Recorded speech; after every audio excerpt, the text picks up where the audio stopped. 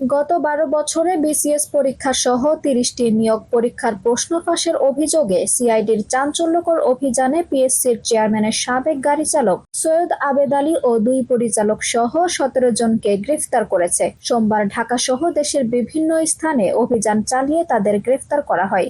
ইতোমধ্যে পিএসসি চেয়ারম্যানের সাবেক গাড়ি চালক সৈয়দ আবেদ আলী সহ ৩১ জনের বিরুদ্ধে তদন্ত প্রতিবেদন দাখিলের জন্য আগামী ৪ সেপ্টেম্বর দিন ধার্য করেছেন আদালত। এ ঘটনার পরপরই সর্বমহলে প্রশ্ন ওঠে যে সামান্য গাড়ি চালক হয়ে তিনি কিভাবে বিলাসবহুল জীবনযাপন করতেন। বিষয়টি নিয়ে সামাজিক যোগাযোগ মাধ্যম বিশেষ করে ফেসবুকে তোলপাড়ের মধ্য দিয়ে ব্যাপক ভাইরাল হয়েছেন সৈয়দ আবেদ আলী। বিভিন্ন সময়ে তার ফেসবুকে নামাজের ছবি, মানবিক গল্প ও সততার বাণী ব্যাপক আলোচনা সমালোচনার সৃষ্টি করেছে। যদিও আবেদের গ্রেফতারের পর অসৎ উপায় অবলম্বন করেই যে বিপুল অর্থবিত্তের জুগিয়েছেন তিনি তা সবার কাছে এখন স্পষ্ট। সোমবার ৮ জুলাই বিকেলে বিষয়টি নিয়ে তীব্র নিন্দা ও ধিক্কার স্বরূপ অভিনেত্রী সোহানা সাবা তার ফেসবুকে আবেদ আলীর নামাজরত একটি ছবি শেয়ার করেছেন।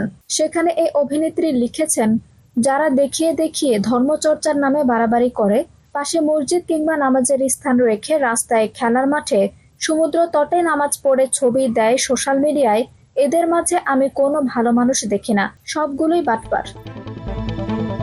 অভিনেত্রী আরো লেখেন, যারা শুক্রবার জুম্মা মোবারক বলে ফেসবুকে পোস্ট দেয় আর যারা নিজের আমলনামা বাদ দিয়ে অন্যদের পোস্টে কমেন্ট করে পরকালে দোজখে যাবে, আর দান খয়রাতের ছবি হিসাব প্রচার করে মিডিয়া ও সোশ্যাল মিডিয়ায়, সেগুলোকেও আমার একই ভণ্ড মনে হয়।